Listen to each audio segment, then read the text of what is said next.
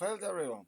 Right, this finally on my homepage, Politics Live for today came up, or yesterday at this point, but whatever. So yeah, let's see what bullshit comes out of this one. Different presenter, so hopefully not fucking Tory supporter. It's Tuesday the 15th of November, and this is Politics Live.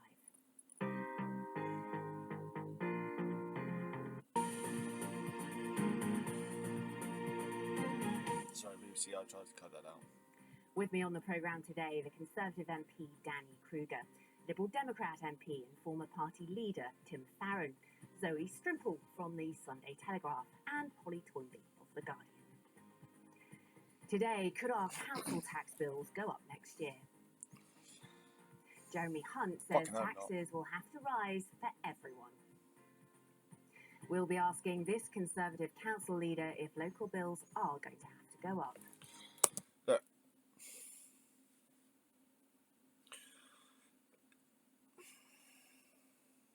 taxes, yes.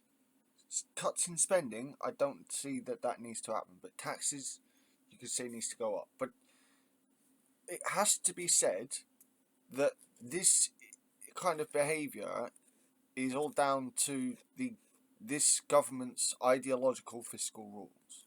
Okay? We're saying there's a black hole because the Tories are saying that there's a black hole. Because of their own fiscal rules. I have found myself torn between living as a faithful Christian and serving as a political leader. Tim Farron. I have a problem with this dude, and I guess it's partly because he's a Christian, right? But where are the pagan representatives? Where are the openly pagan representatives in our parliament? But it was, his anti-abortion thing, and Found it hard to be a Christian and a frontline politician. So do politics and religion mix? Well, that depends, doesn't it? And how stringently do you stick to scripture if you're a monotheistic believer? On the global stage, is Britain back? And that depends on how you look at it from a philosophical point of view, because I don't see things in an absolute point of view.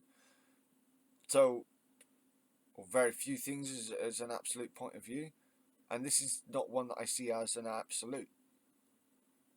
Our international reputation took a bit of a knock as a result of some of the things that happened more recently.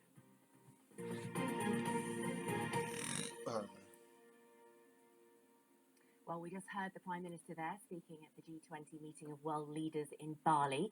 He's been talking to our political editor, Chris Mason, who asked him how tarnished the UK's reputation had become by the events of this year. Obviously, our international reputation took a bit of a knock as a result of some of the things that happened more recently. But what I've seen here at the G20 summit... recently? You just can't... Like Liz Truss's and Kwasi Kwarteng's names are poison in his cabinet, it seems. Indonesia is an enormous amount of goodwill for the UK to be an... You should have... Someone should say to Stephen Bray that he should be shouting, "Dizzy Lizzy," just to wind him up. Just to wind Sunak up.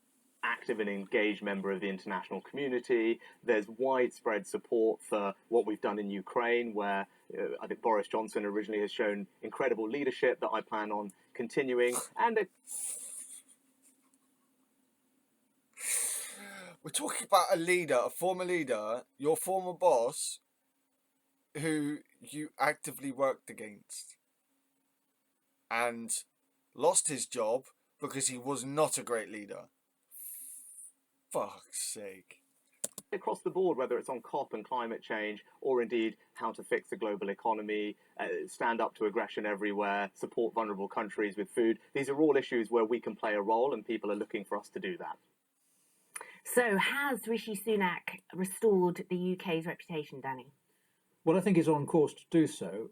Obviously, he's right. We did take a knock. There's some significant political turbulence that we've just been through, somewhat self-inflicted by the Conservative Party, but in response to very significant global economic events. And what has happened, and it's a testament to our parliamentary system, is that we've corrected those problems. And I'm sorry, it's not no. It's not a testament to our parliamentary system, mate, because the Parliament didn't have fuck all to do with it.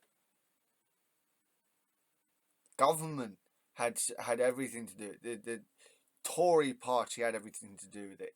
Parliament had fuck all to do with it. Now it's not simply a case of changing the leadership.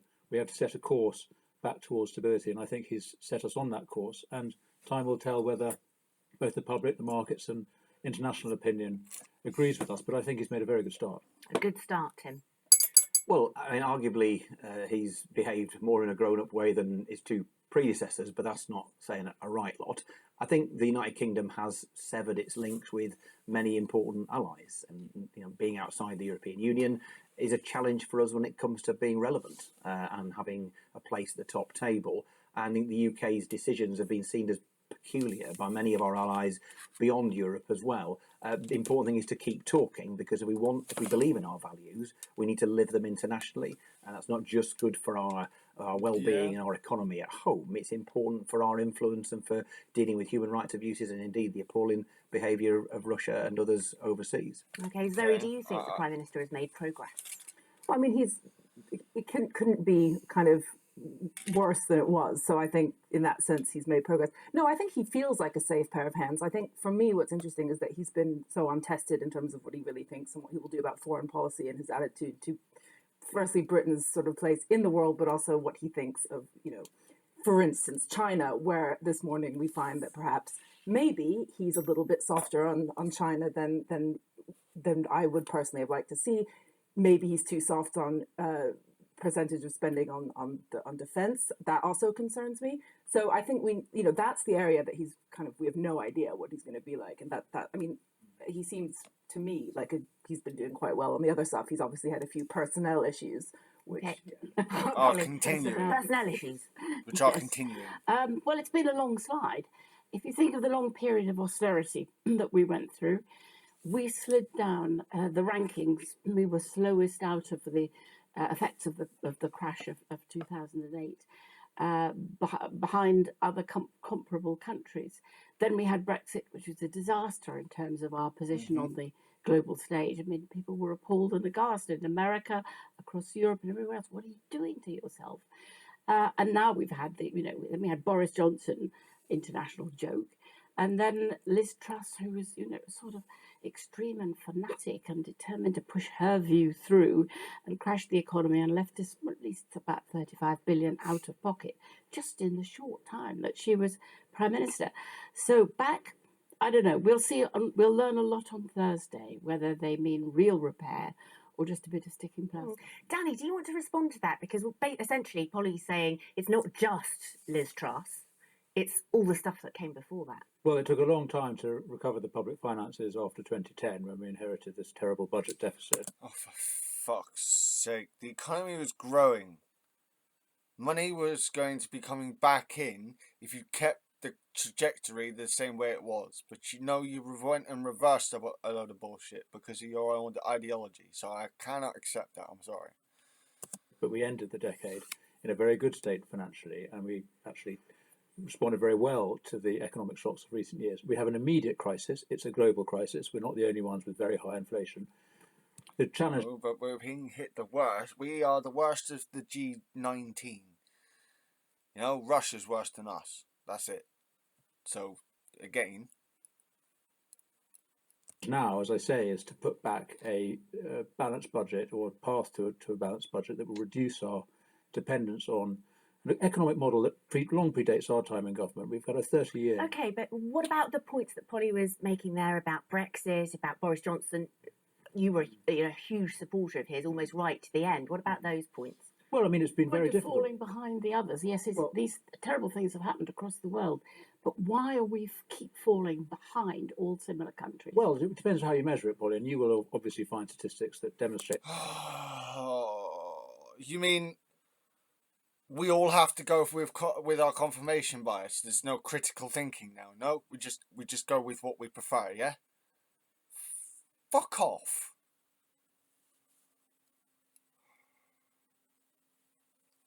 This is how they incite tribalism. At that point, actually, we're in a very good state comparison. I mean, Germany has higher inflation than us. Italy has higher inflation. We can trade.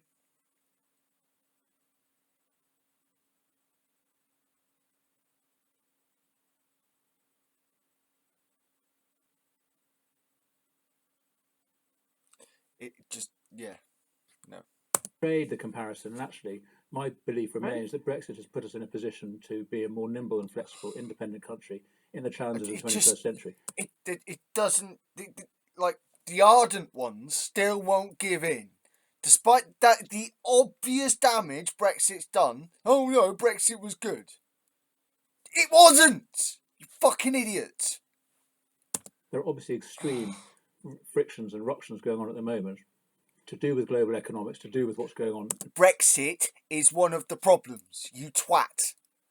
Foreign policy. I don't accept what Tim said, that we have somehow lost our convening power. We saw that over COP, we see it over Ukraine. The UK remains an absolutely... We keep being laughed at, you bellend. ...leader, particularly on global defence and security. This is our rightful position in the UK. We don't need to be part of the European Union to fulfil that role. Okay. I would say it's reduced our position. I mean, I think it's important not to use, catastrophic extreme language. The reality is that we still have a place on the world stage, as you can see. It's just not as good as it was, and our access isn't as good as it was. We behaved in an emotional rather than the logical way over the last few years. Likewise, the economic state. You cannot blame everything on the current Conservative government, but you can blame about £60 billion worth of it on the actions since the summer. And so, to a large degree, the very difficult decisions Jeremy Hunt may feel he is forced to make later in the week. I do like how he worded that. That was well done by Tim Farron. If you're going to do Hero of the Week, dude, Max, Tim Farron in this clip, he got the wording right. I'm just going to rewind that slightly. Where am I? 7:44.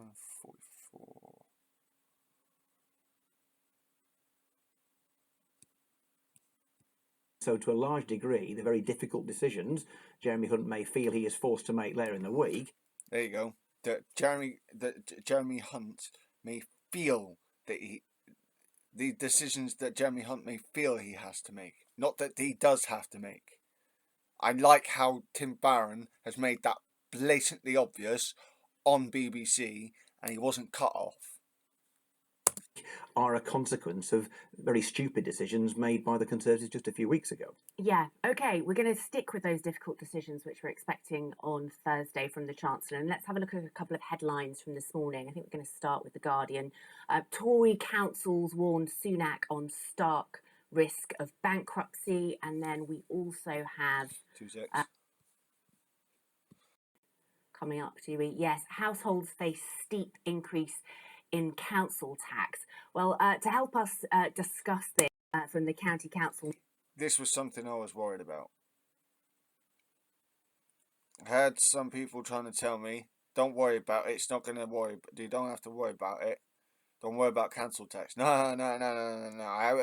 Council tax is one of the things I was fucking looking at. Because it was the Tories like to go with regressive taxes. And this is just one of them. Network, and he's also incidentally the leader of Surrey County Council. Welcome to the programme, Tim. Note that it's a regressive tax. And thank you very much for joining us. Could I start by getting you... Meaning that we are less likely to grow because of it. To put into some kind of context the kind of pressure that councils like yours are under.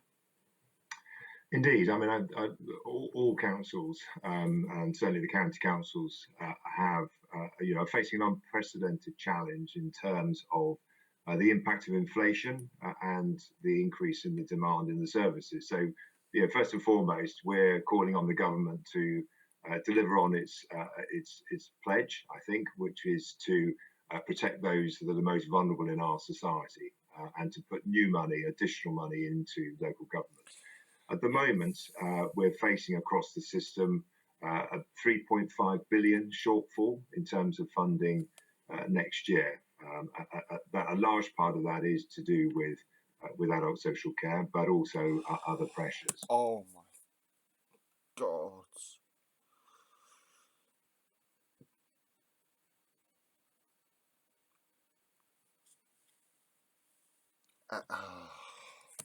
So, it's simply not possible for us to balance our budgets with the funding that we're currently receiving. So what does that actually mean practically for the services that you offer to people? Because for many people, it's actually the services that are run by local councils are actually the ones where they interact with the state. That's their main interaction with government. Well, absolutely right. I mean, broadly, 2/3 of most county councils' budgets is spent on delivering social care, whether that's to adults or to families and children with additional needs. And then the rest of it is on the most visible service, actually, which many people see around highways and libraries and so on. So, the reality is that without further funding, then we will have to go back to basics. It will be back to delivering the statutory levels that we're obliged to do. And, that will have an impact potentially on bus services, on libraries, on opening hours for... I'm just speaking from where I live in Torbay, in Paignton, but it's already getting more difficult to get around the bay on the bus. More expensive. Buses changing their routes, cutting out stops, cutting out routes altogether, losing drivers.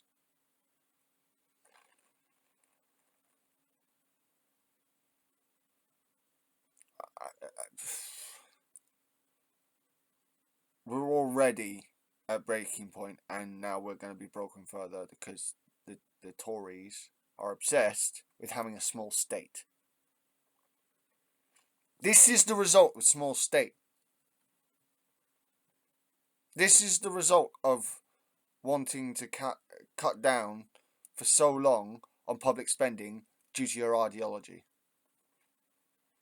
Public services have gotten worse, not better, under the Tory leadership. That is actually the reality for people down on my level.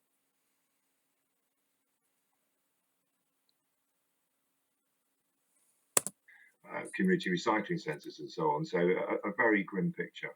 Yeah, and I just wonder, I mean, you say that's sort of the difficulty, isn't it? That you've got huge restrictions on how you can spend money because, as you say, there are statutory things like children's social services, which you have to do. And then on the other side, a limit as well to how you can raise funds. Yes, indeed. I mean, that is the challenge, the constant challenge. And, over the last 10 years or so, we've seen a steady decrease in... Again, I just would like to point out that this black hole, so to speak, is only there because of Tory ideology. Just like to point that out. In central government I'm not funding. the only one pointing it out, but I'd just like to point that out as well. And we've had to rely upon council tax increases to fill that gap. But I mean, we're in a very different situation this year. I'm not saying that things are difficult, and we'd that some difficult decisions would have to be made, but not on the level of spending cuts. When we've had spending cuts after spending cuts after spending cuts, it's ridiculous. A significant part of the challenge is around inflation, and that's not likely to change in any short order. So we do absolutely call on the government to provide. And there's this weird almost paradoxical thing going on where you've got, apparently we had, under Rishi Sunak's chancellorship, we had the highest tax rate that we've had in 40 years. And at the same time, our tax rate is still lower than what the than what the other G7 and G20 countries bring in, or G19 countries bring in, and yet their GDP is higher than ours. So why? What is this continuous thing about looking at progressive tax as a bad thing? Oh, it's just more taxes. No, because you get rid of the regressive ones and put the majority at least of the regressive ones, and put in progressive taxes. Fucking just the ideology of small state makes it worse for people who aren't so well off. It just does. It has done.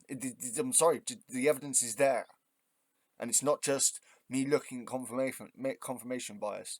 I am at this point mentally,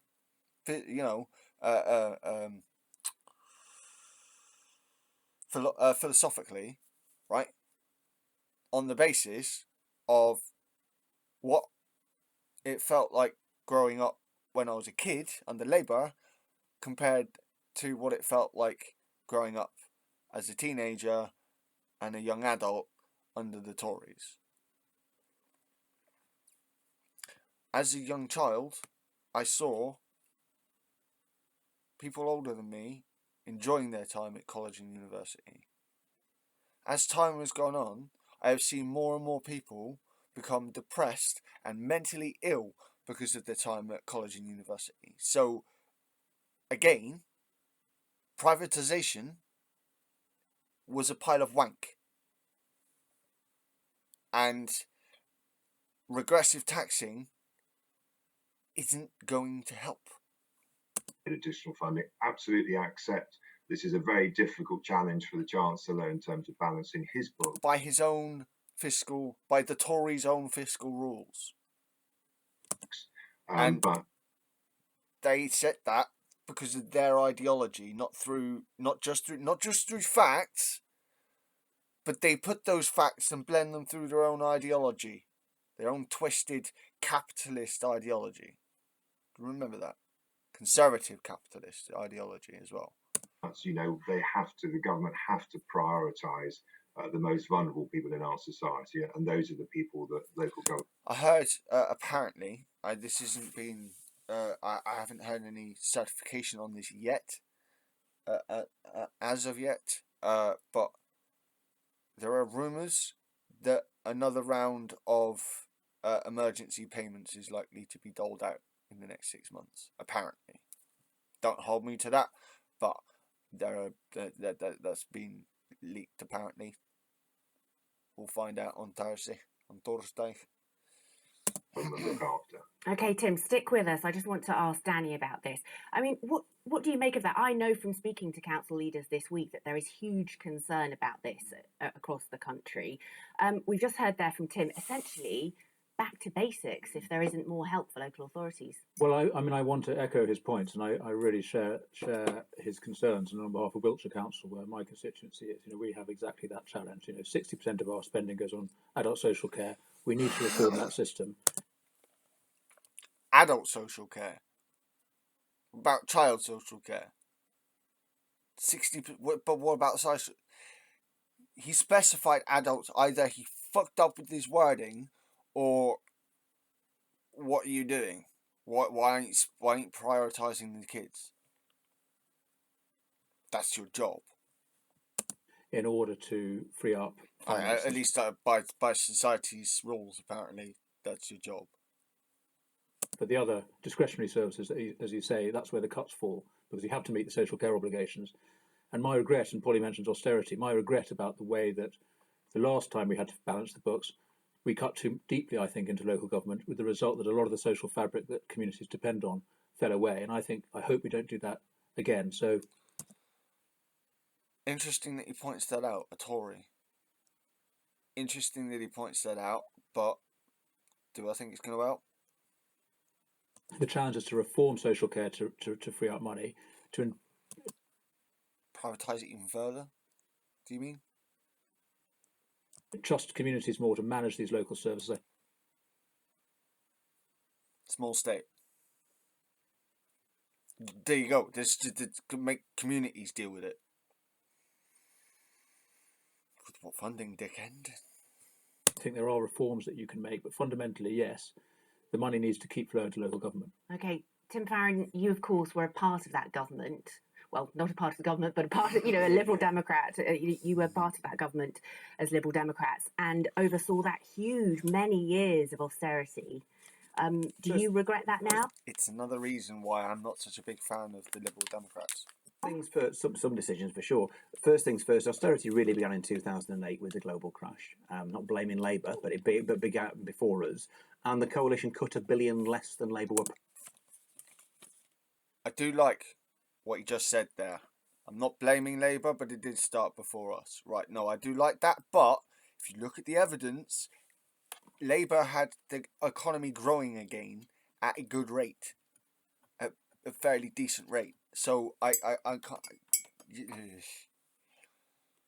Promising to make in their 2010 manifesto. It's important to, and that was something like 60 billion less than the Conservatives were promising. So that was the impact that we had, was to massively reduce the cuts that would have happened. Having said that, I think the coalition definitely got capital spending cuts wrong in the early years. It was a very foolish thing to have done and has had an impact.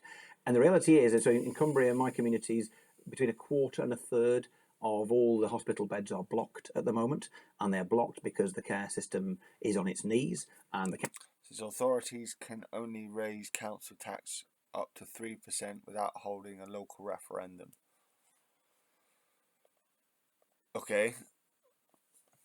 County Council will do everything it can and is doing everything it can to fill that gap, but you can't do that if there's no workforce, and there's no workforce for reasons to do with us leaving the European Union, but actually principally because of the evaporation of the local housing stock into Airbnb. So these things need fixing, and some of them are not. I'm sorry, I'm not sure I've heard about that before.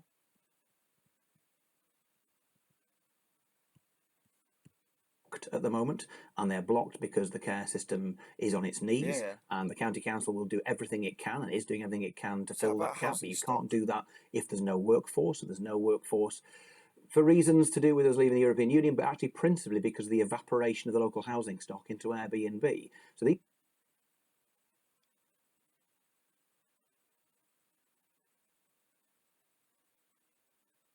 I'm sorry, what's Airbnb got to do with the housing stock? What? I'm sorry, I just got to have a quick look at this. I must have been something that's completely blown over my head.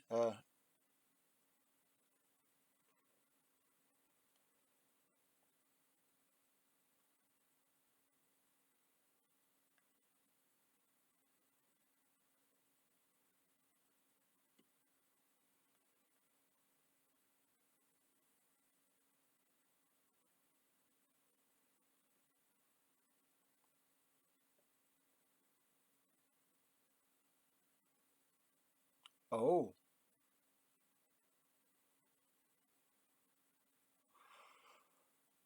Oh. Interesting. I didn't know about this. This is disgusting. If this is... Okay, right, this is a piece for... just pausing this here for a second, whilst I'm on this subject, right? In the Guardian, Dwayne Grant says, to Airbnb or not to Airbnb, is it ethical to rent property to holidaymakers during a housing crisis? Why is that even allowed? It's a question individual owners in Australia are asking themselves, but one that may be better directed to governments and corporates. Carla Costello has seen the headlines. More than 50,000 Queenslanders waiting on the social housing register. This is Australia.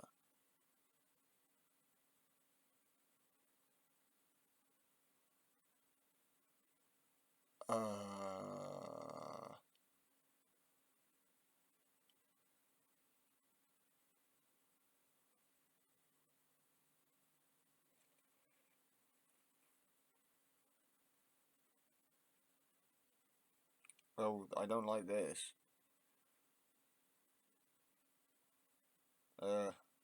Individual versus society issue. I think this is going to be a whole thing about for a whole different video. But just to sum up, as the executive director of the Ethics Centre, Dr. Simon Longstaff is well qualified to look at the phenomenon of short-term rentals through an ethical lens. While wary of taking the Guardian down a philosophical rabbit hole, he says one can't reflect on the issue without looking to the theories of Adam Smith, the 18th century Scottish philosopher considered to be the father of capitalism for his belief in pursuit of self-interest, selfishness, greed.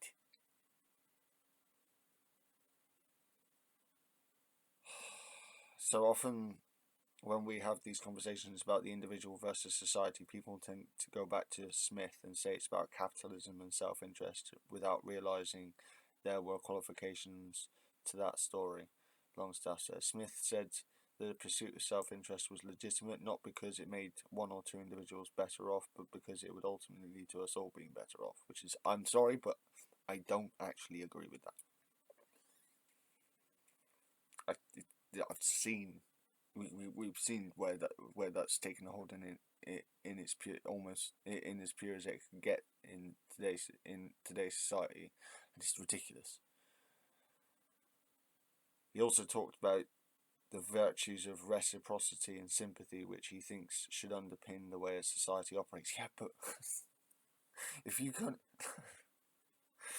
right, but that, I'm sorry, but that runs in literal opposition. I don't like absolutes, but this does run in a complete opposition to what the cunt said earlier. It's ridiculous. When you look at the issue of affordable accommodation, you could say the market's pursuit of self-interest isn't delivering what it was supposed to. As a sociologist at the University of Tasmania, Professor Keith Jacobs had a front row seat to the Airbnb boom.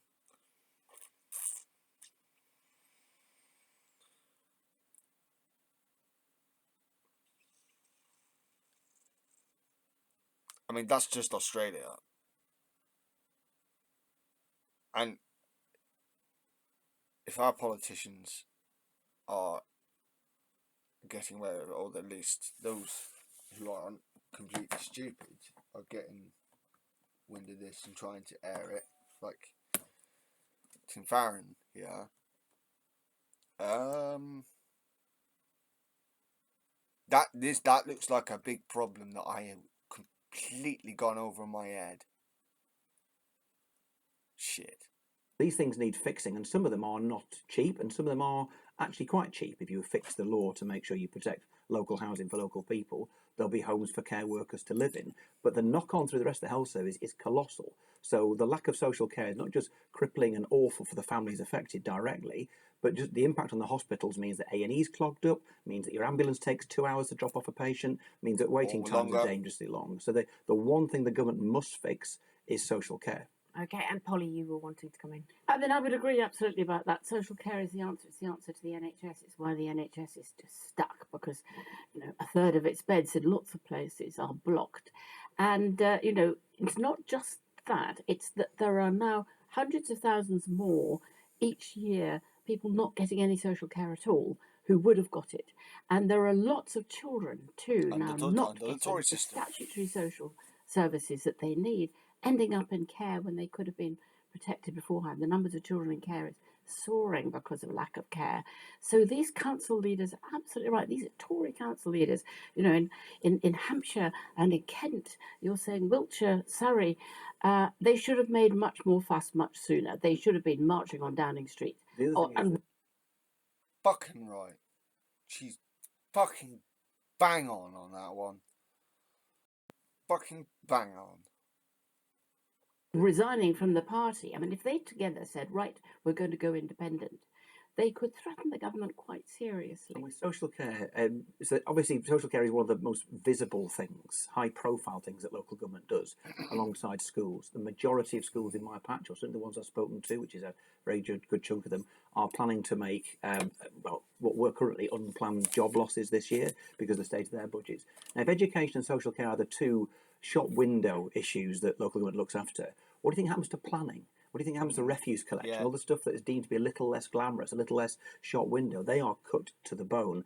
And the consequences are, so again, with no planning department, you've got no one to enforce local occupancy. So the problem I talked about earlier on about there being no homes for local people to work in our care and hospitality sectors in the lakes, that gets even worse. So local government is in real crisis. And I do echo that, and it's absolutely the reality. But as Tim said, the fundamental problem we have here is inflation. I mean, there's been a significant investment in local government, and not enough that we'd all like to see more, but 5% more this year has gone into local government from central government. But inflation is more than that. So the great challenge that every bit of the public sector has, like every one of us, has is rising prices and the costs of employment, the costs of services, the cost of things that councils have to buy. So the great challenge is to get on top of inflation. And the answer to that is not just ever more public spending. It's a great economic challenge that we have as a country. And what local government fundamentally needs is inflation.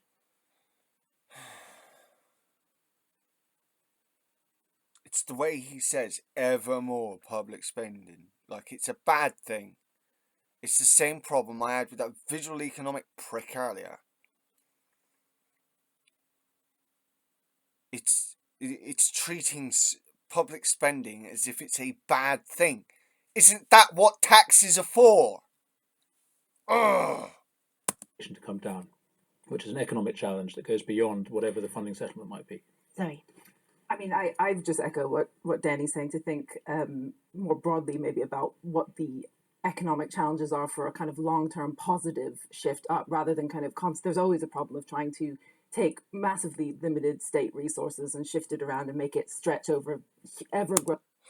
But this problem wasn't that much of a problem when Labour were in charge last time. Now, yes, there was an isolated bubble thing there, but even so, again, after the financial crash, Labour managed to get the economy back growing again. Like, you look at the graphs. So, and after Lib Dems and Tories took over, and the Tories after that, it's just gone like that. It's not been a nice steady rise like we saw the Labour started it off with.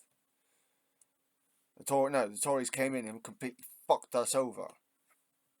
And now they're just trying to blame current problems for the problems that were already noticeable before the fucking pandemic.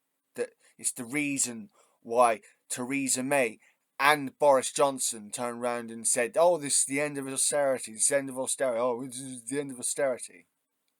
Well, obviously it wasn't, cunt.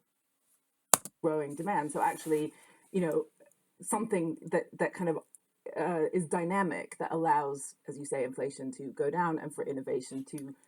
So county authorities in England are grappling with 3.5 billion in inflationary demand costs. Fucking ridiculous. Bring up, and then more money is generated from the market end of things, perhaps. I mean, I'm not an economist, so I'm going to leave it there, but I've sort of. Yeah. Okay. Well, Tim Oliver from the County Council Network is still with us. I just wanted to move on now and talk a little bit. I mean, we've heard lots of rumours ahead of Thursday, but one of the things being kind of briefed around Westminster is the idea that the cap on council tax could be raised to 5%. Just wanted to get your reaction. It's, at the moment, it's set at 3% maximum. And if they want to raise it, you're supposed to have a referendum for the local community.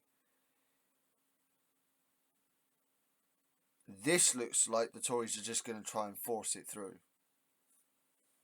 Reaction to that, Tim? Is it anywhere near enough? Will it help you? Well, it won't be enough in terms of filling the funding gap. And it'll just hit us more. Actually, to do that, we'd have to regressive increase, tax. right, every single council would have to increase their council tax by 9% to fill the gap. So 5% wouldn't actually achieve that aim. You know, at the end of the day, we have asked for flexibility as local government around the council tax limits, but that's really to enable us to use some of that money to top up local services, not to replace proper funding from central government.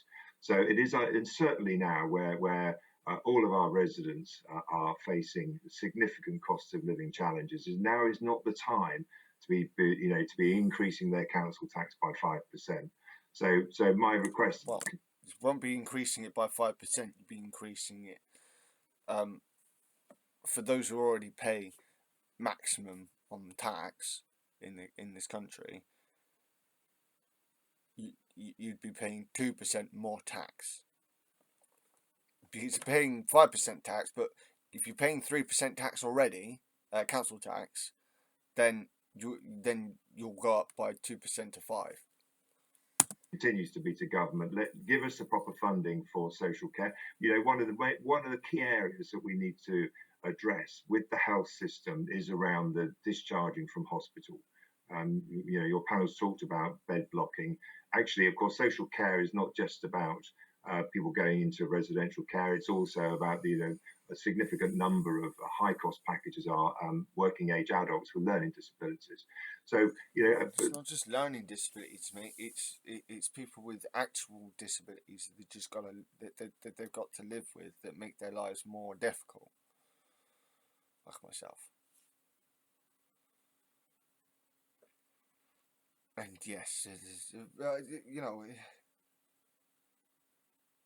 I mean, I can't even get a job where it's not going to cause me more problems. This is, as in, cause me more pain, and I don't want to get addicted to painkillers. So a lot of my day I'm sat in pain or stood in pain. But I don't want to tax the system more than it's already being taxed. Not only that, but I don't feel like I've tried to get seen over my problems, and it's only been able to get so far because of all the problems the Tories have been partly creating. It's ridiculous. Council tax has its place to pay in all of this, but it is not raising it. County authorities are Tim, in Surrey, even if you have the flexibility, then you're saying you would try and hold council tax where it is. The amount of money given to councils by the government in grants has halved since 2010. So when you get the government trying to say, "Oh no, we've been increasing it. It's absolute bullshit." Even the BBC are saying to us here on the screen, and I'll put a link up at the end, or possibly a card. You know, up here, possibly a card up here, or over here, or over here, or over here, or over here, or over here. One of the two. Yeah, over here, or over here, or over here. I can't put it down here for some reason. I can't do that. For some reason, it's got to go up there. Or I'll put it in at the end of the video. But yeah, even the BBC is now trying to say is now telling us that the amount of money given to councils by the government in grants has halved since 2010. And that's all of that. It's not. I mean, it's not like people who Boris Johnson fans can then turn around and say legitimately that, oh no, we brought it all the way back. No, you didn't, because they're still saying that it's actually halved since 2010 till now. So it's halved. I'm sorry, you're bullshitting. Always, we're going through the budget process at the moment. We always focus on keeping the council tax increases to the minimum that we can possibly afford. Absolutely.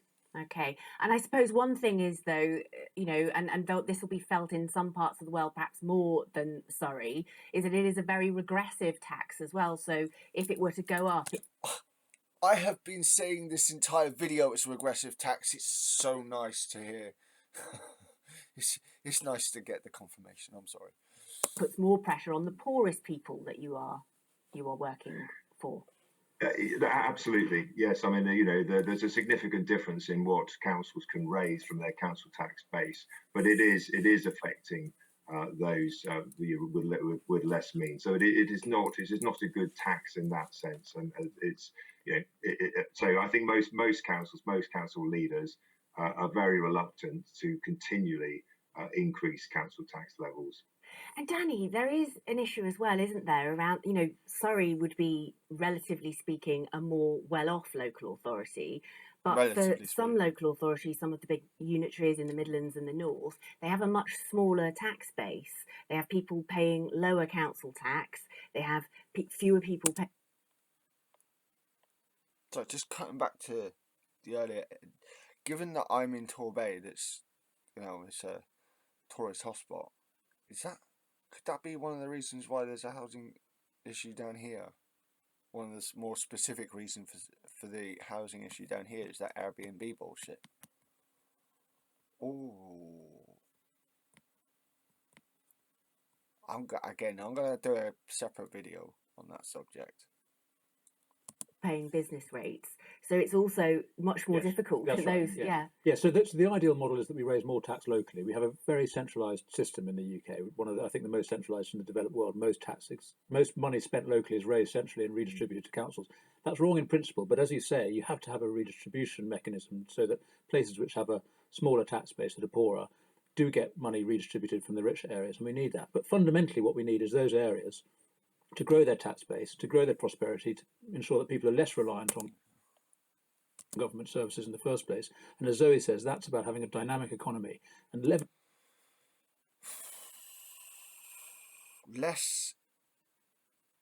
It's not about less. It's not about. It's about enough. And because of the capitalist idea of creed of greed, they believe that you can't do it because there is never such thing as enough. But that's unrealistic.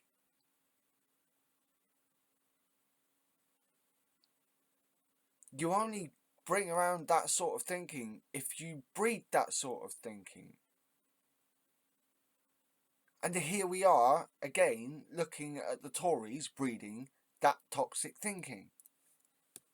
Levelling off is the whole domestic mission of this government, to ensure that we get... Local authorities have warned that further cuts could lead to potential bankruptcy.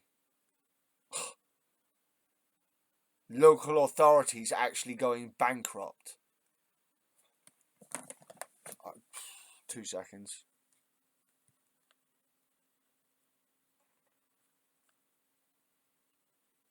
I can't be asked to type.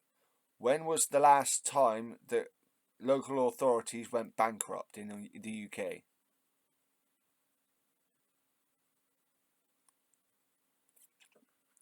November 2020. So, the beginning year, the end of the beginning year of the pandemic. First year of the lockdowns. Croydon Council, which borrowed £545 million to make a series of investments, including a shopping centre and a hotel, saw the latter go into admission in June 2020. The authority effectively declared itself bankrupt in November 2020. And Slough, apparently, this year.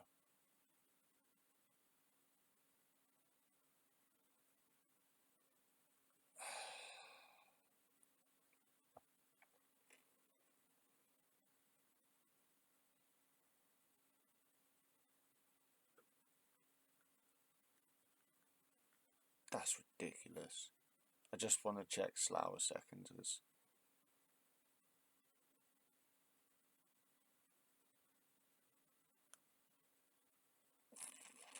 something interesting there.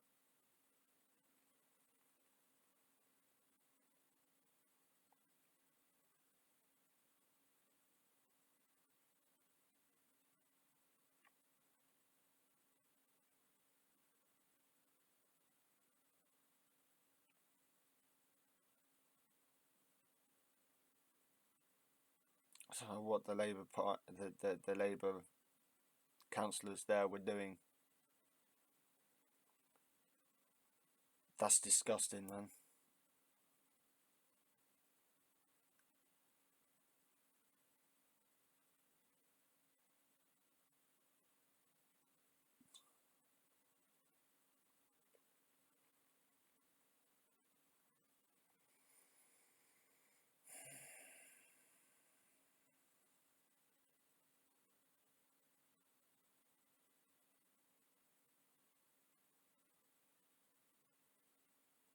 And yet it still remains Labour. So the Tories, they did. I don't know. Is it to do with funding for Slough? I mean, at least in part. I mean, a big part seems to be not managing their finances or something properly. Apparently, that's really bad. But you know, do we have actually good people in charge there? I mean, I suppose this can be seen as a cross-party thing.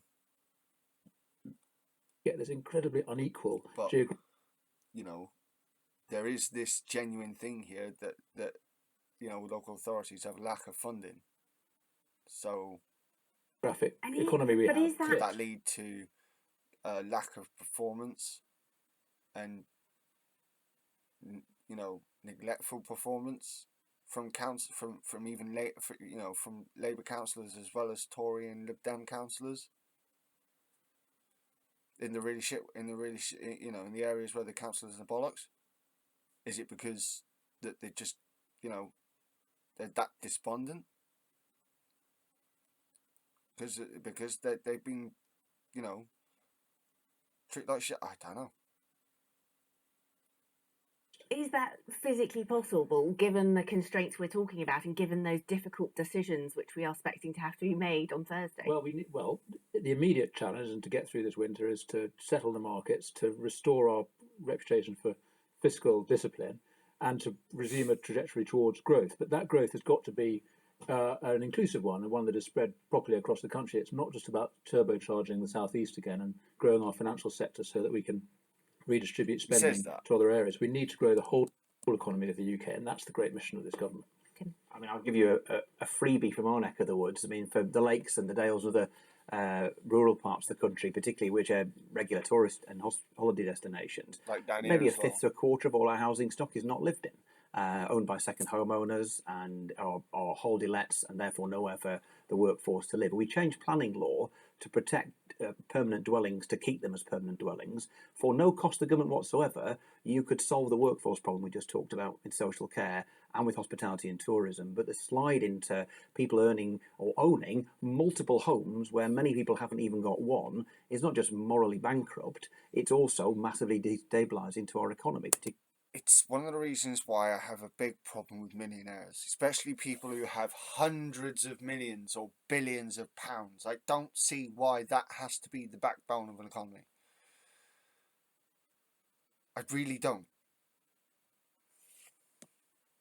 Particularly in communities like mine.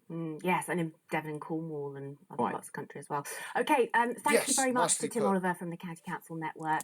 I wonder if she's from this neck of the woods. But Devon and Cornwall, nice for her to point us out.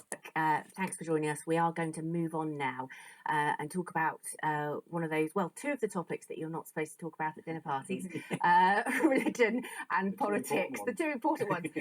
So, Tim Farron, you've recently written a book. I read a couple of chapters last night. Thank you very much. Right. It's going to bug me here. And I'm going to get this out of the way now before I get wound up to oblivion. It's not just about religion, it's about the culture and about the way it makes people think. Okay?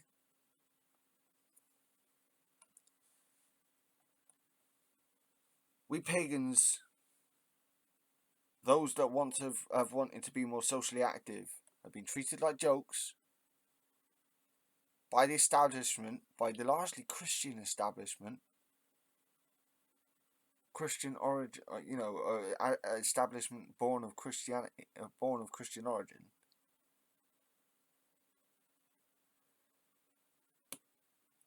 And I'm not, again, being an absolutist, being a non-absolutist, I'm not sure that all of, culture, politics, history, and religion are you can entirely separate them.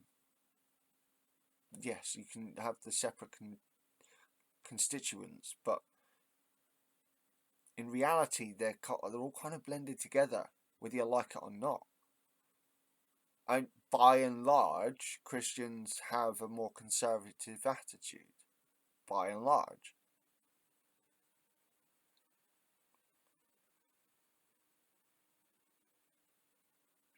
Or Lib Dem attitude. But I don't know. I suppose he's going to make the argument of keep religion out of... But it's not just about religion, it's about the culture, it's about the people. You're supposed to represent the people, then that's part of it. I'm sorry, it just is. And you don't have to create such a rivalry. Look, for a lot of us pagans, we are still consumed by historical hatred of the persecution we suffered by Christians. And in many senses still do. Again, I will reiterate, we get treated like a joke when we try to access the same public space that all the other cultures are able to do on our platforms. Pagans always get yes, politically you get the lefties get ripped the shit out of as well, but pagans, despite the fact that there are just as many of us as there are Hindus in this fucking country, and yet Hindu is recognised as a proper fucking religion, we don't get that. It's just, again, when it comes to trying to getting on the public conversation, there are major issues for us. Yes, a part of that is due to our own anarchic history of not wanting to be part of the system, but some of us are kind of not as anarchic and want to see our people actually, be legitimised alongside the other peoples of this country. Very much. I was on an Avanti West Coast train. That's my side. So, had plenty of time. had a long time, yeah. It's called A Mucky Business, Yeah. Why Christians Should Get Involved in Politics. So why did you write this book? Well, the story of A Mucky Business comes from me being a Christian Union house party, which is just as exciting as you might imagine, when I was 18, and a guy saying to me, "Why are you involved in politics, Tim? It's a mucky business." I gave him a terrible answer at the time, but I've thought about it a lot more, and in recent times, I think that it's a I'd have been interested in the answer that he gave his mate at the time. kind of niche book in the sense that it is written for Christians, but we're very delighted for people to look over our shoulders and read it too. My sense is that Christians, it's not so much I want them to put a rosette on and stand for Parliament, but I'm concerned that they pay too little attention to politics, partly because they feel that they don't trust the sources of the news that are out there. They may feel that politics is grubby and mucky and therefore we should keep out of it. But my view that Christians shouldn't panic about the state of the world because we kind of know how it all ends. But at the same time, we ought not to...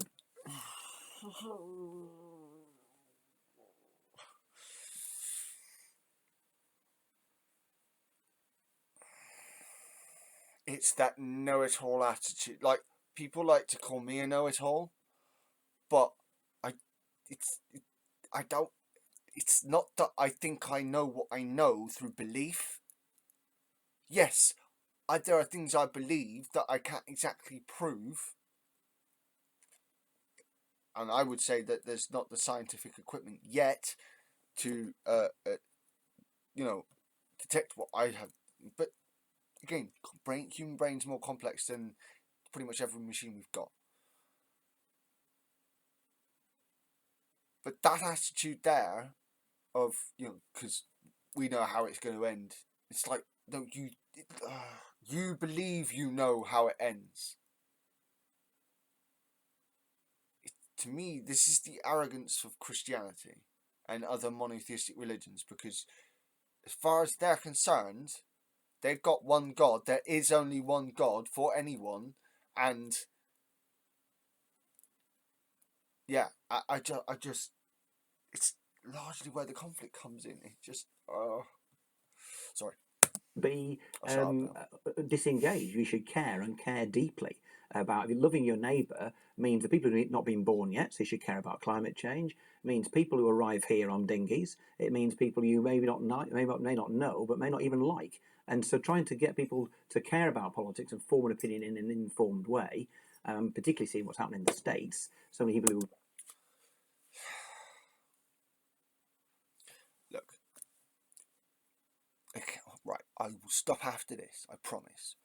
But those of us who are against Christianity, it's not like we don't see the good parts.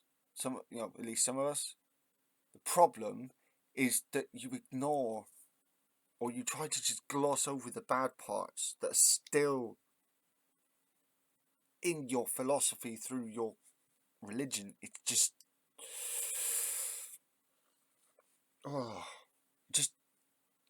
it winds me up.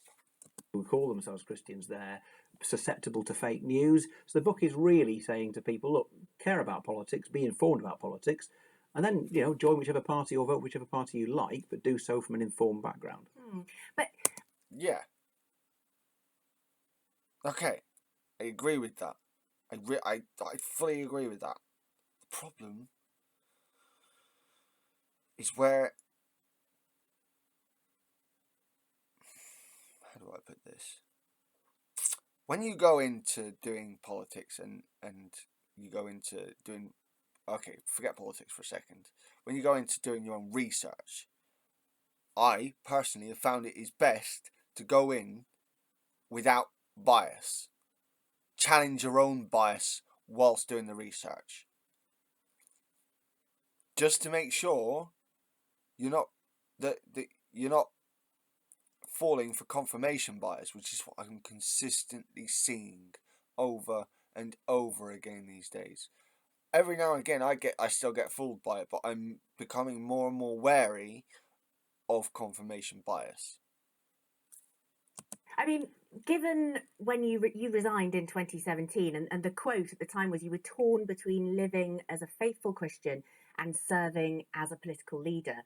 I mean, that sounds like there is an inherent problem there. I think there's a Tim Farron lack of wisdom problem there. I think a wiser person could easily have navigated the situation better than me. So what would you have done differently? But is it, well, no, I think that the challenge is really, I mean, my situation was that I was leader of a small party, a moment a day of news coverage during a general election. People only wanted to talk to me about my faith. You either bat it away by denying it or you get into the weeds with it. So either I'm a rubbish Christian or a rubbish leader. And I thought, that's not tolerable, so we'll do neither of those things, shall we? So it is. But I'm certainly of the view that we in the West, and certainly in Britain, find ourselves in a place where there's enormous religious tolerance, and that Christians should not, in politics, complain about being persecuted or marginalised.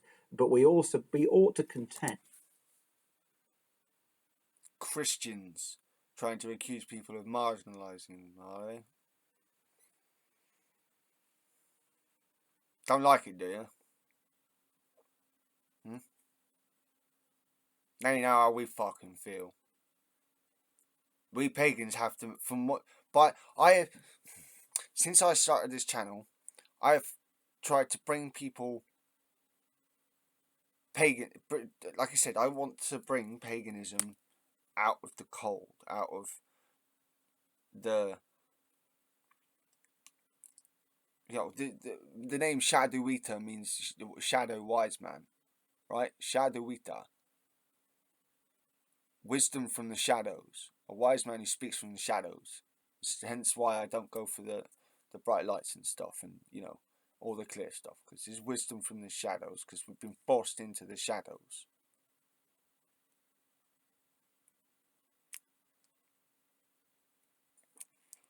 turns out it's not so bad in the shadows. But, you know, at the numbers we're at, we're going to, you know, there are splinters of pagans going down a really racist route.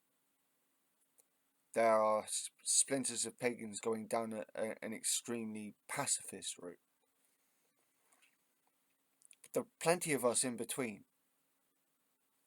And not all of us want to be stuck in the shadows any longer. But being marginalised by Christians, largely, in the street, I get it from Jews and Muslims and even atheists and people who don't even believe in God, right? Or a God, any gods, whatever. But largely, my problem has come from Christians. It's not that I've gone out to have a problem with Christians. I wasn't the one who started the argument. So I find it a little bit hypocritical listening to a Christian bitch and whinge about being persecuted in politics. I just do. I find it really, not just a bit, I am actually a little bit more wound up by this.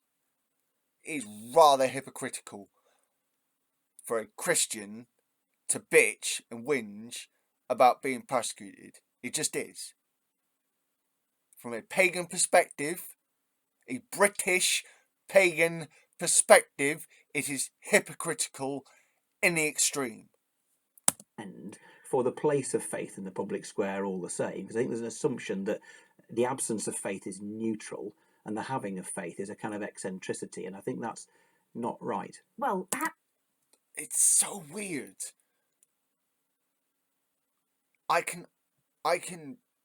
He can wind the fuck out of me 1 second, and I can literally agree almost fucking wholesome with the next thing he says.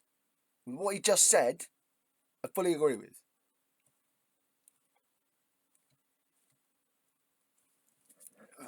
Is it just my problem?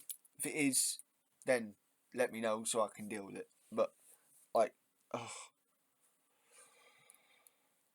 perhaps not an eccentricity, but in your particular case, it would seem that your specific evangelical Christian beliefs, your interpretation of the Bible, of Scripture, was at odds with the very socially progressive party that you were leading. Not really. I mean, so first of all, if you're a Christian, I'm going to claim that we believe in equality more than anybody else, in the sense of. Then why do you keep? Why is it that by and large Christians pick on pagans? You just still got to pick on us because that's what you've been doing for the last 1,000 years. That more than 1,000 years since the end of the Roman Empire, or just before the end of the Roman Empire. I do.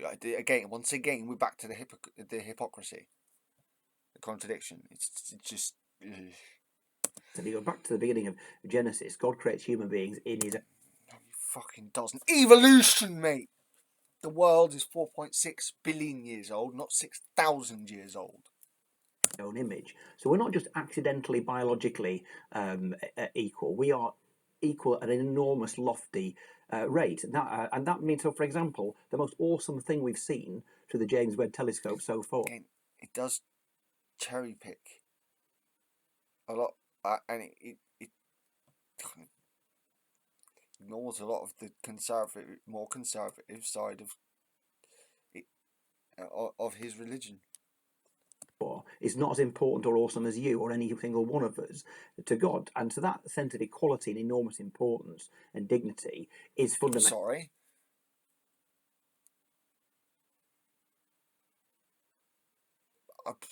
What was it that the Bible said about non-believers? Mental to my beliefs and my belief in equality. Obviously, there is an issue. I think people maybe in a post-religious age, which to a degree we are in parts of the West, who kind of assume that if there is a God, he's just going to pat them on the back and say, well done all the time. That kind of God, well, Dawkins would be right about that kind of God. He'd be a delusion, an extension of yourself. If there really is a God, he is going to disturb you.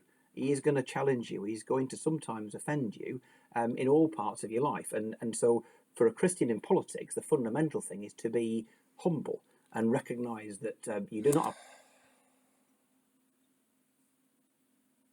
You just described the Tory. Look, I can offend people. Okay, so, you know, but I get that it's the philosophy behind it. I just grates. It really does. Of the answer to all things, that you are flawed, you're in need of forgiveness, just as Matt Hancock is apparently seeking it in the jungle, but we're in need of forgiveness, and therefore you're going to treat other people... But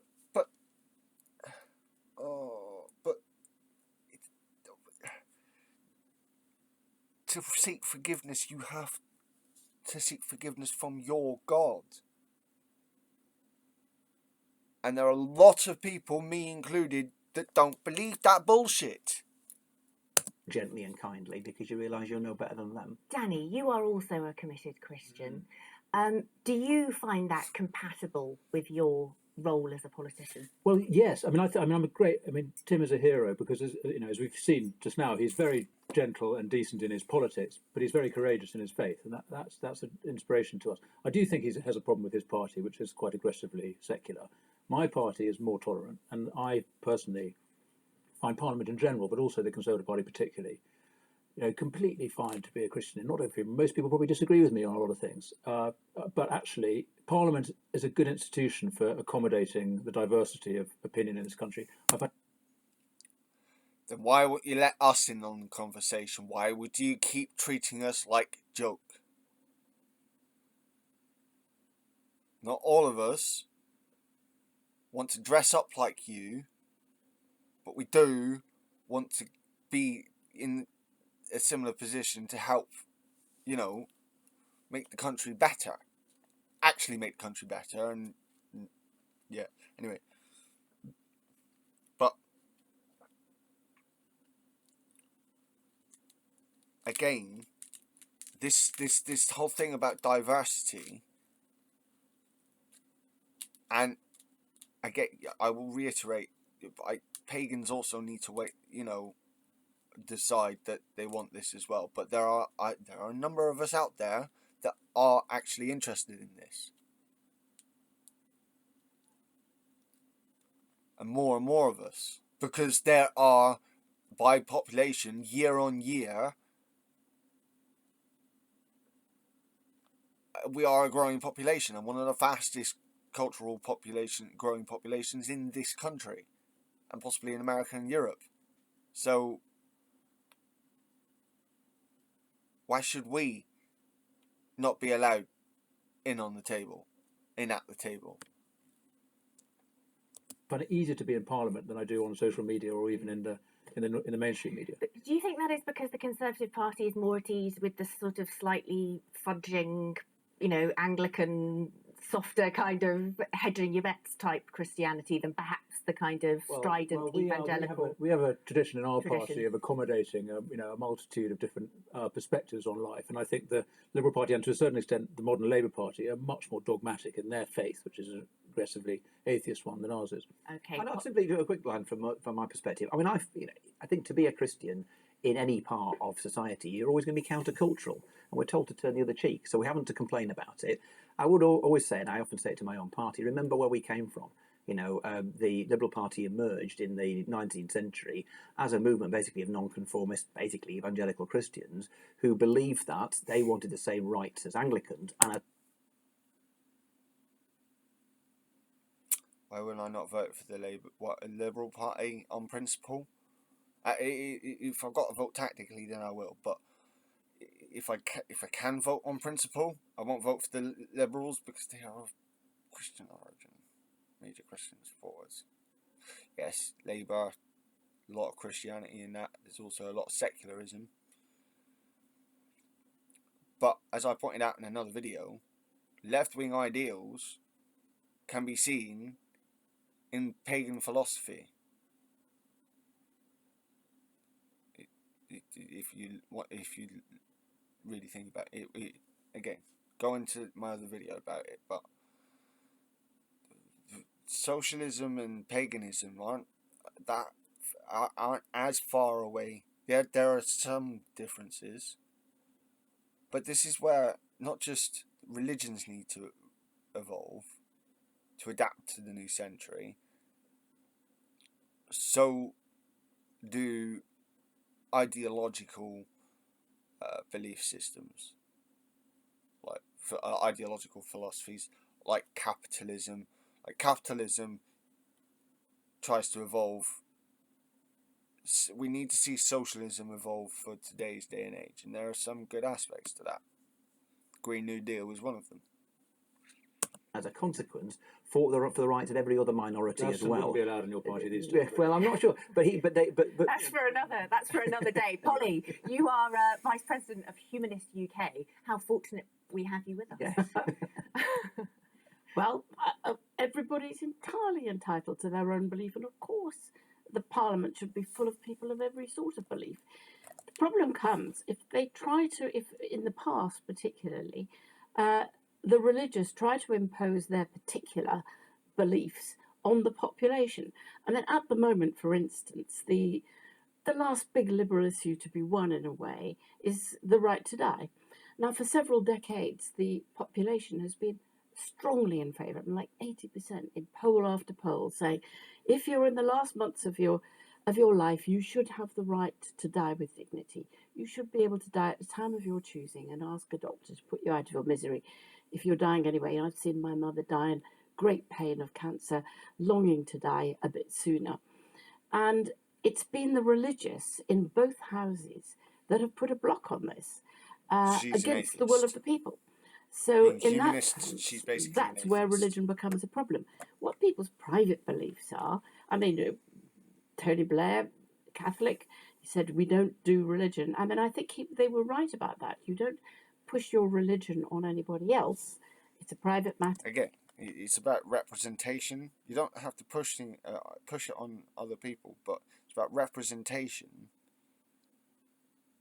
And it's again, religion, culture, politics, etc. are intertwined. They just are. It's part of your character. You know, anyone who's voting for Tim knows exactly where he's coming from and what he believes in. I suppose that might be my pagan way of thinking, that cyclical way of thinking. But you know, these things are linked in. I can't not see that. It's fine. I mean, I think because we are such a secular country, one of the most secular countries in the Western world, I think most people cringe at it a bit. So whether it's advisable tactically, as I say, you're brave because it's probably people go a bit. So I think that the point of this isn't that you have a sort of private religion and then politically you're able to function, which is definitely part of it, but it's what can religion do by way of giving leaders a coherent philosophy of life, and that therefore means a coherent. This kind of digs into what I was talking about. With the Christian, with their way they believe things, it does end up, whilst Tim might say about, equality and all that, but he then comes out with a statement like, but we as in Christians, know how it's going to end. So with that one statement, you're saying that we don't. Because we don't believe in your God. That is in of itself almost a societal Napoleon complex or cultural Napoleon complex. It's ridiculous. Coherent political philosophy, which is what we so sorely miss. So I personally, completely secular and atheist, would be interested in having a leader who actually was able to stitch together various different bits of what it is to be a human in a society and at least have a theory of.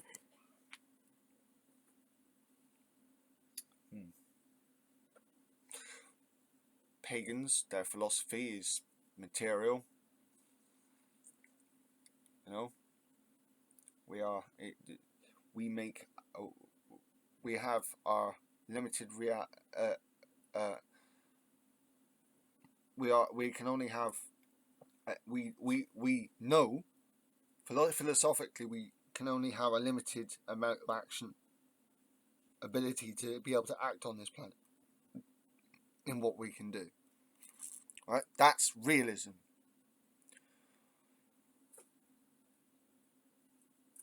And when it comes to the real,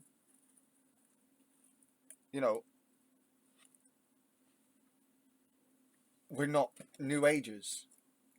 Don't believe this the whole bullshit of everything is just an illusion. So you can just go through your life happy doodally. Pagans take it seriously.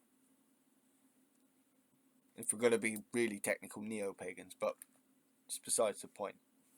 This is where I think we would have some legitimacy in getting involved in the public conversations. I really do. Society and humanity and our relationship to each other that wasn't just like opportunistic, changing, sort of entirely economic. I do think that when one's theology trumps one's ability to think clearly about policy in a secular liberal democracy, you do have a problem. But this Yom Kippur, the Jewish New Year, I hardly ever go to synagogue, but I did this time when I read the Jonathan Sachs commentary, and I found it so morally sophisticated in ways that made me think, God, if he was a leader, it would be fantastic, because this was not some sort of crude foisting of religion. I mean, Jews aren't so into that anyway, really, but no offense. But in terms of an impressive, coherent kind of worldview that was sophisticated and morally, intellectually and morally and politically sophisticated, I thought it was incredibly impressive. I suppose the my worry is when I think Tim, although much of what you say sounds good, and I agree. I think when what you've said in the past, perhaps about religion needing to root people, and so Christianity becomes synonymous with a particular kind of Britishness and a particular kind of local identity. There are British pagans that will challenge that we have local communities here, and it is in a sense more British. I will always stand up for the sort of rootless global person, actually, because you're not that far then from saying, like, if you don't belong unless you're kind of the soil. So I think as long as you can keep a sort of global, flexible vision, and then, really stick up for your moral, coherent universe and show that you can keep things separately. But I think politics and religion absolutely could mix. Yeah. His problem came when it came to things like gay marriage, or in the American election, we've just seen, abortion playing a really important part, and that's very much because of the thing you said about so sometimes people can detach them. I'll say not a controversial thing, probably not in this audience, but to some people it would be. I think Christian nationalism is a heresy.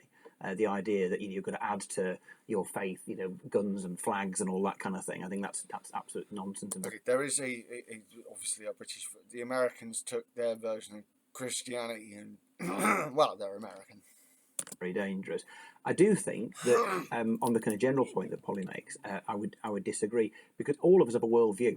Now, I think for me to legislate to make people who are not Christians live as though they were, point taken, and as a liberal, I think I've got no right to do that. However, for me to have to leave, so we've all got a worldview one way or another. We may be able to really clearly point to something that has formed it, or it might be a variety of things. But the reality is we have one. And the idea that, so you wouldn't expect a Marxist to leave their values at the door. You wouldn't expect a free marketeer, Milton Friedman disciple to leave theirs at the door. Why do we expect Christians and Jews and Muslims and Hindus to leave theirs? That's a bizarre thing. And pagans!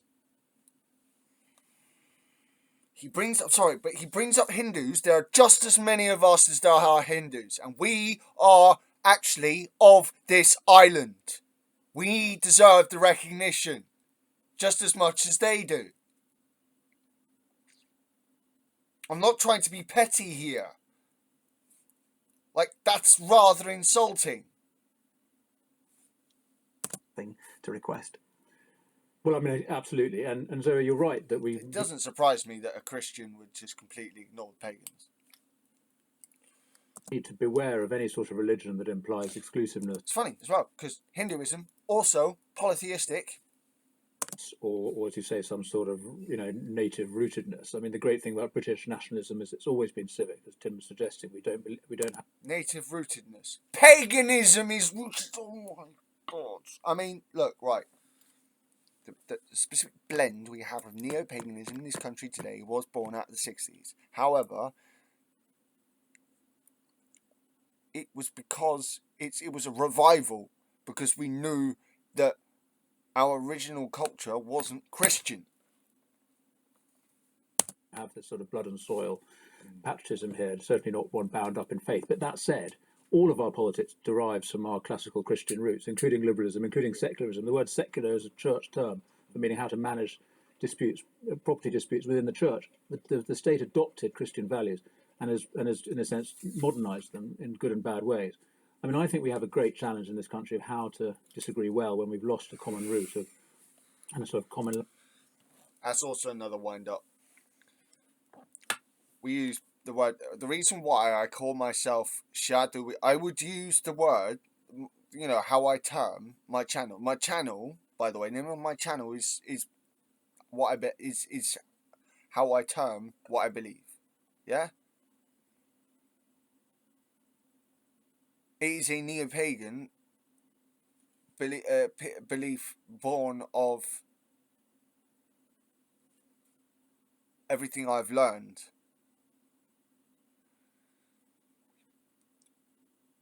But I wasn't brought up to be Christian. And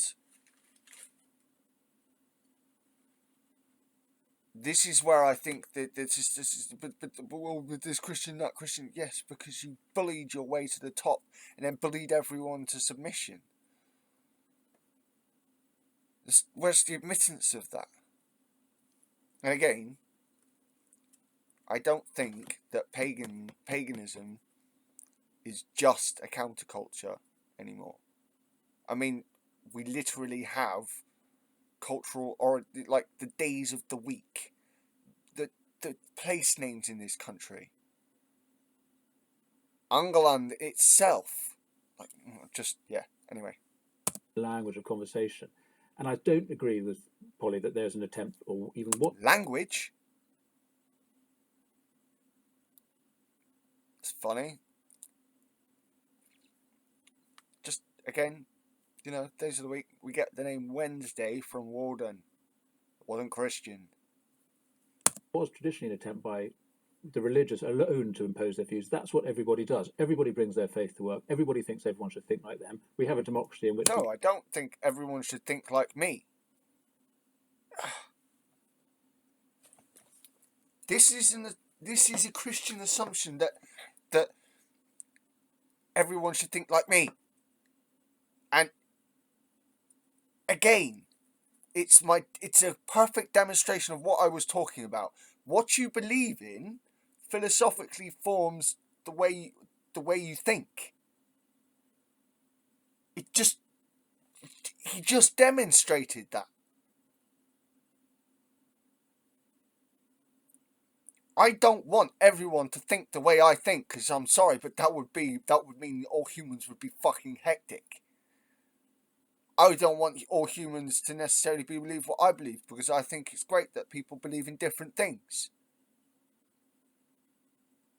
But right there, that assumption right there is Christian. It's monotheistic, and it makes assumptions about people who don't think like that. We get along and we let other people have their say, but we all believe that we have a perspective that other people should adopt. And the second, right, there are ideas, perspectives on ideas that we think people should pay attention to, right? But not.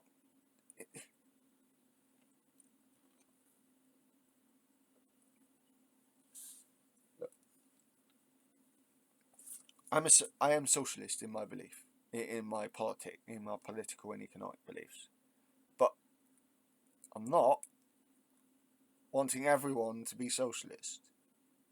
Like, that's not how I think. I myself am socialist and will bitch and complain about capitalists in the way that they treat general society and people who are under them, and that itself, as he said, is born from Christianity. Just the feudalism out of it. It comes from feudalism. Market feudalism. That's all it is. drives me mad.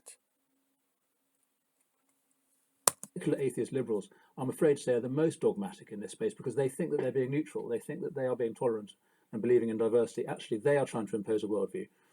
I think you want to talk about assisted dying. That's a perfect example of it, where I'm afraid. Again, to me, what I've got here is two lots of people who want everyone to think the way that they do, bitching at each other because they're never going to agree with each other.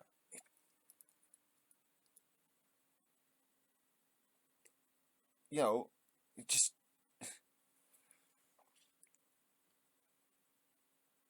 It would be nice if people would think more logically. But again, as a pagan, as a realist, I realise that the world around me isn't always going to be what I want it to be.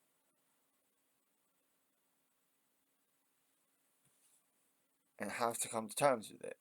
But this attitude from both sides here, from the humanist and from the Christian, is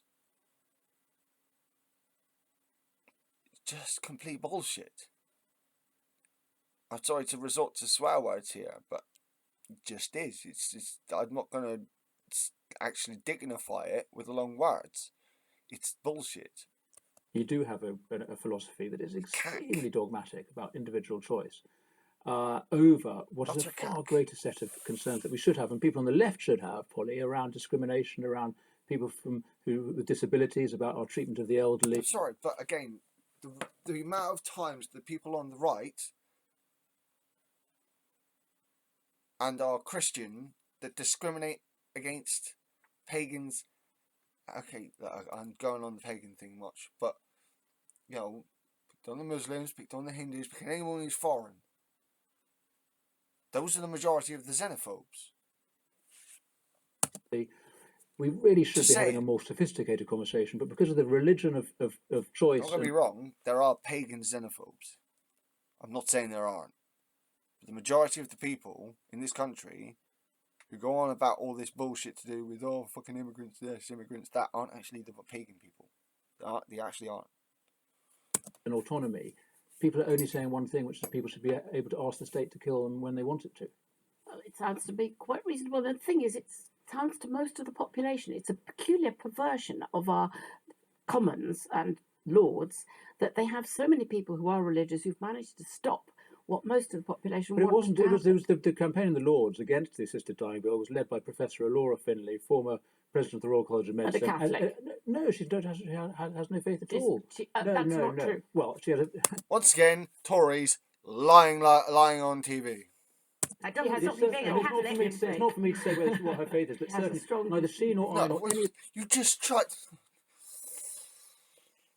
The blatant bullshit again. You just tried to say. You can't say that it's not for me to say what her beliefs are. You just tried to say that she didn't have any beliefs. You fucking twat. Many of the people use religious arguments. It's you guys who use religious arguments because you think that this cult of individual choice trumps everything else. This metaphysical principle. There's a whole lot of practical reasons why assisted dying, even though it's debated time and again in Parliament, when people actually look at the reality of what the law would look like and what it would mean, they realise there are practical objections to doing it, and that's why Parliament keeps saying no. Absolutely not the case at all. It's a very simple matter. Most other countries, a lot of other countries now have it. We are blocking it. The problem is treating death like it's the enemy. It isn't. It's a natural part of life. Again, pagan perspective here. We will get there eventually. I hope before I die we will. I do think the one thing from apparently the Christian perspective that makes sense in having concerns about assisted dying is the sense of pressure. Because I think broadly I agree with Polly, but I have to say, if I were like an old person and I knew I was being a burden and I was now actively choosing not to let them me to choose. I do think that, and also there's a sort of anti-old ageism in general. I think. Well, that's why it's such a dangerous. People are like, I'll kill them off because Brexit killed them off. Like they're sapping all the system, get rid of their houses, steal their wealth. To save the NHS money, we would have a sister dying for everyone who's approaching death because they do cost a lot of money. That's And the pressure. ridiculous. I mean, no, it's not I ridiculous. Oh, that's absolute. Again, right. Look, it's going to keep coming back to this. I'm sorry, but. And this is getting a lot longer than I thought it would be. Fucking hell, over an hour and a half now. For a program that's under an hour. Shit. I need to stop ranting. But once again, this way of thinking in absolutes, because his religion brings him up to think in absolutes. That things are one or the other. It's this or that. It's not one and the other. It can't. They don't like it. They don't like the idea of that. This is That is the eugenics. well. I mean, The natural world shows that the blending between different things that the people would ordinarily think is completely separate. It's ridiculous. Two completely different species from two branches of the vertebrate tree of life. Just two out of the number that done it, birds and pteranodons and pterosaurs. Sorry, right. One was reptilian. The other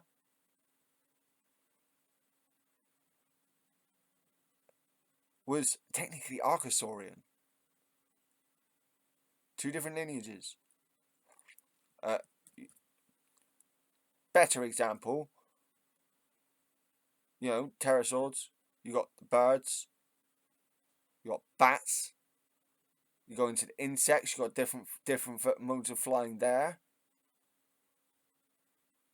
It's not as clear. Life isn't this as clear cut as their philosophy that is born through their faith would have them believe. It just isn't.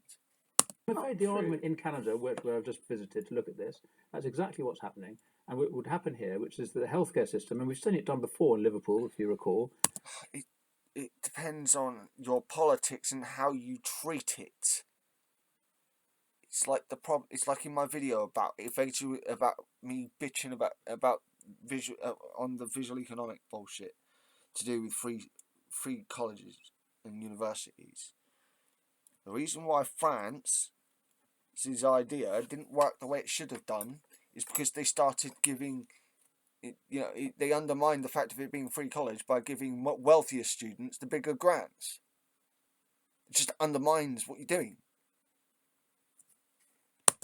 The state administrators, health administrators, not out of any ill will, recognise that the cheapest option is to help this person die quicker. Well, the they would anecdote otherwise. is always wonderful. You can pick one case, It's one of the and then reasons the why. whole It's not thing, one case thing. as if an anecdote.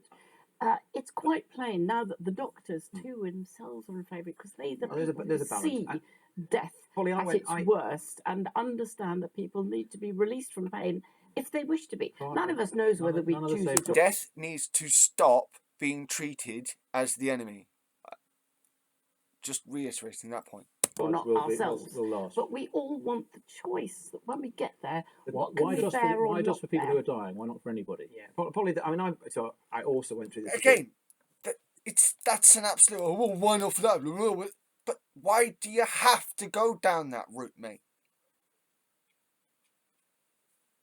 Why is that? Why is your brain going all the way? Because you don't like it. You are so fixed because your own bias because of your faith. I'm sorry, you just are.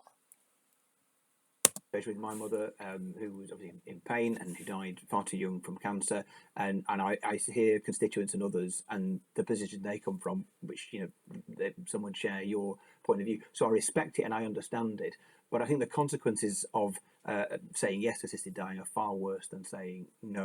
Oh, no. Again,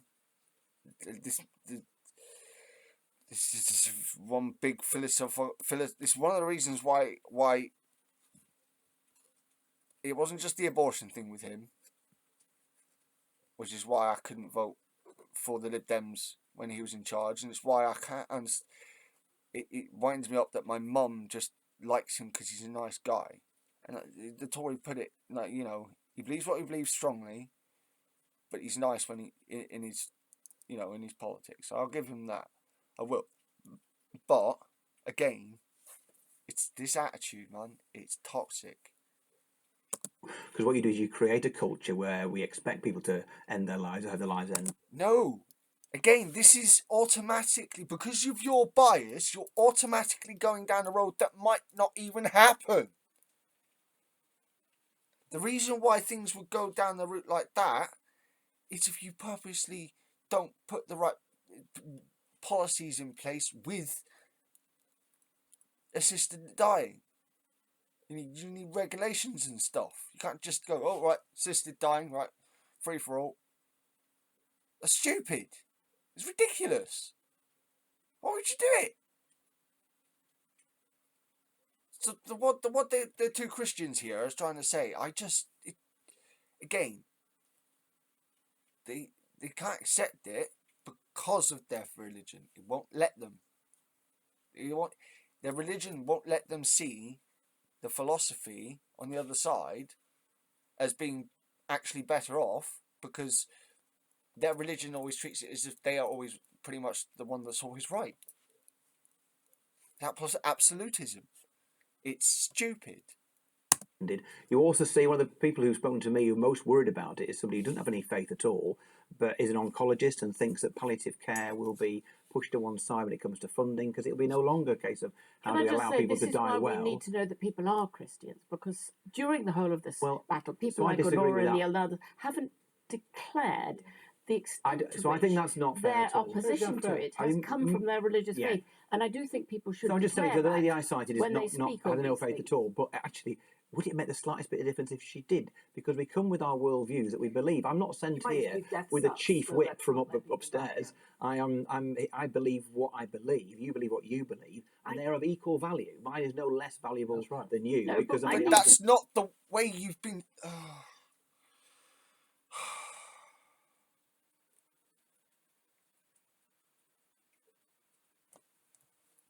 No, we need to know that when the Pope had everybody in pulpits telling everybody to vote against abortion. We need to know that. I just want to cuss in here, because this is actually something, Danny. This is a live debate within your family. I'll show everyone a headline of the Evening Standard. We can see that there. Prue Leith, for those that don't know, this is Danny's mother, the well-known TV chef, Prue Leith, calls for assisted dying law change after brother's awful death.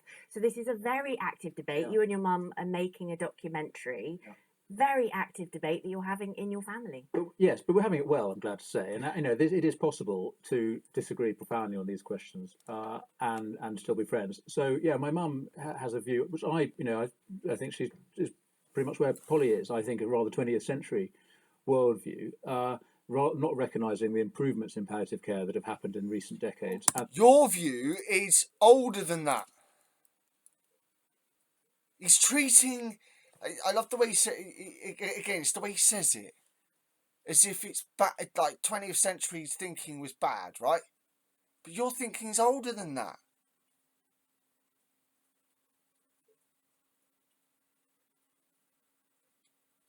By your own standards, you're being stupid here.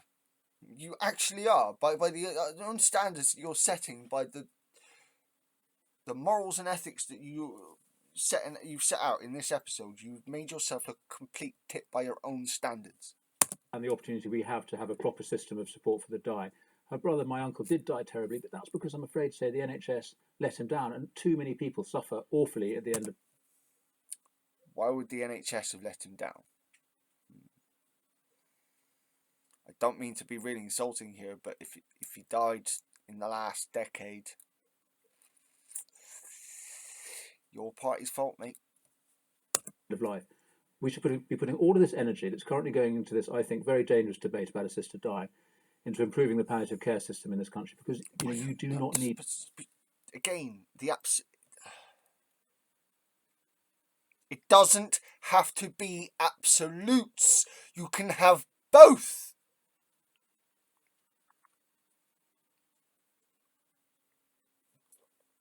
Need to die. My in mother terrible had wonderful agony. palliative care. There are a lot of people who cannot, for whom morphine and morphine-based drugs just don't work. And for those people, they need the choice. With religion and politics, though, to just go back to the original question, as Christians, do you not think the problem might be that you can't be persuaded out of certain positions because you'll come up against Exactly what a I theological was trying to say. obstacle? Because I think the idea, if you're not religious, is that technically, and especially if you're in politics, you should be able to be persuaded to any position if you're convinced enough. Well, does that apply to you? I would challenge anybody to imagine that they're so rational and objective that they will shift from their fundamental values. Right. Look, I have had to shift from my fundamental values a couple of times. Been forced to. Because I was told there was no other option. A lot of times by Christians. Christian thinking people. I mean, I happen to share with Tim this belief in our intrinsic value as children of God, but I'm sure you guys, as atheists, also believe in the incredible importance of human life and equality and freedom and all of these values. So yes, quality of life, though, is also a point you have to take into consideration. When your quality of life is at a point where painkillers and palliative care is not enough, no matter how good it is, assisted dying should be a choice. I don't think that it's because of where these ideas come from. It's what are our ideas, and the idea that you should have to kind of go around saying, "Don't believe me, I'm a Christian," is absurd. We're inviting you to take on a set of arguments, and I challenge you to be open and to listen to our arguments, because we think that the practical reasons against assisted dying are. The problem is, see, again, it's like the Christians here are trying to treat it like we've never heard, like we haven't grown up in this country listening to their bullshit. And in America, you seem to forget you took over the world. At least half of the world, if not more, through imperialism. That's just being forgotten here. Absolutely overwhelming. No, I mean, so on things like that, I think there's a lot of wisdom that you have. But I think at the end of the day, the technicalities of what you believe as Christian sounds quite almost mad to those of us who don't think that don't believe in the Bible. Is a choice. So it's not a thing that was imposed upon me. So you could always go back from it, actually, or adapt it. Again, it's a choice. So why won't you let them have their choice? Oh, it's because I'm right. Oh. Ah! If I disagree with it and all the rest of it. But I also think the thing to remember in all this is I don't think, I hope we're not coming across as this, I don't think we think we've got a monopoly on morality. I think people who don't believe in God... But that's how you're coming... That is how you're coming across me. I think that Peter Tatchell is one of the bravest, most moral people I could think of. My challenge to him and to others is maybe you're wrong about the source of that morality. Okay, all right. How about your... Right. One of the reasons why atheists...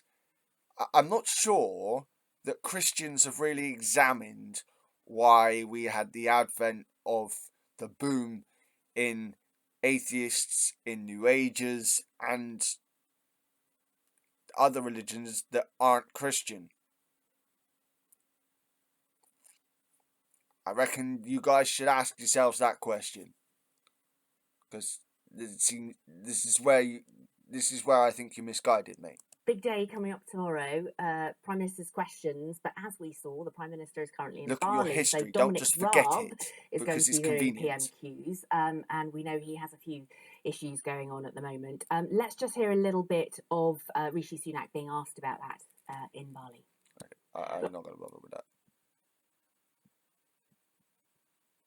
Don't listen to Rishi Sunak.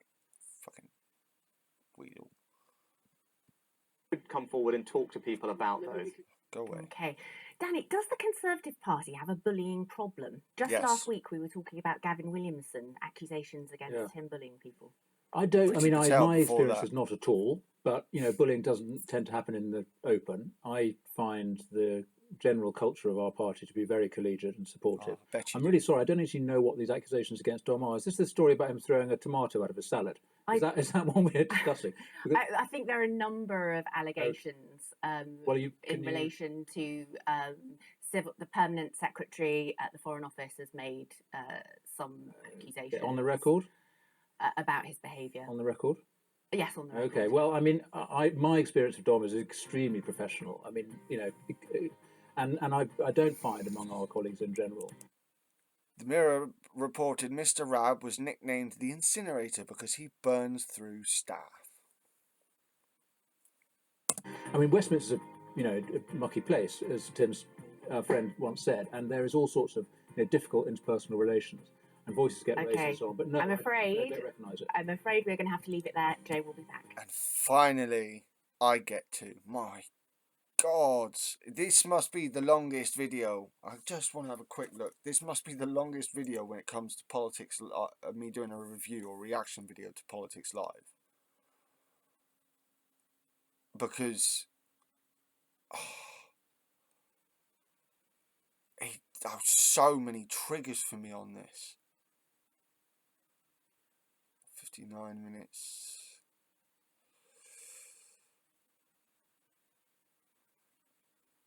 Oh, have I only done the one? Oh, I thought I did more than that. Oh, interesting. Oh. I think I was going to do another one, but I didn't. Interesting. So, yeah. Oops.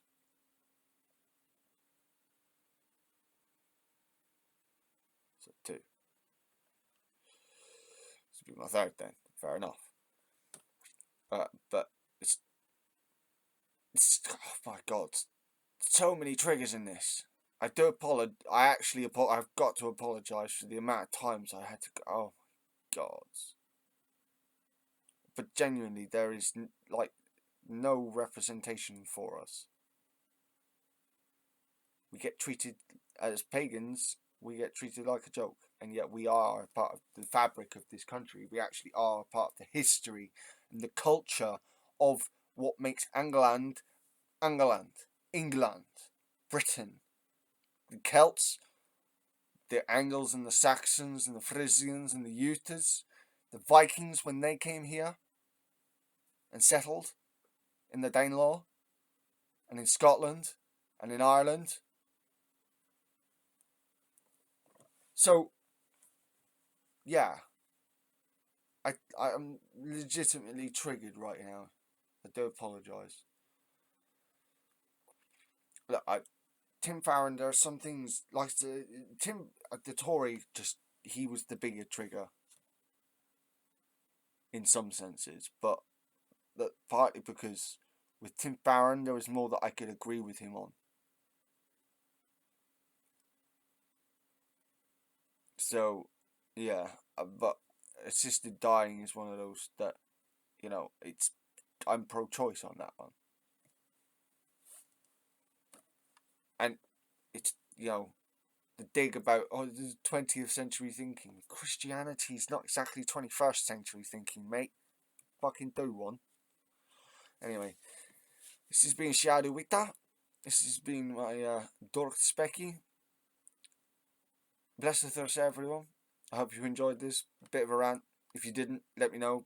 Either way, let me know.